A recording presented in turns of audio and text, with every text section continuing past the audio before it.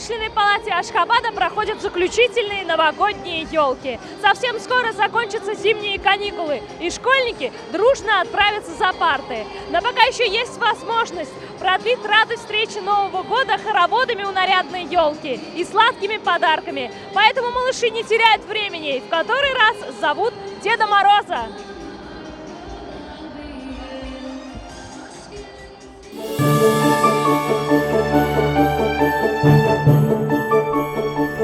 Сегодня в роскошном зале собрались дети со всех регионов страны. Выбрав для себя лучшие карнавальные костюмы, мальчишки и девчонки весело проводят время. Артисты театров поздравляют ребятню с праздником, скрашивая детский досуг шуточными сценками и загадками. Наступивший 2020 год пройдет в стране под девизом «Туркменистан – родина нейтралитета».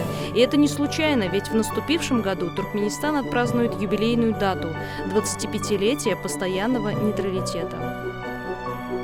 За время празднования Нового года малыши писали письма Деду Морозу, получали подарки, вдохновлялись неожиданными впечатлениями. А мгновения радости, испытанные на празднике, запомнятся им на всю оставшуюся жизнь.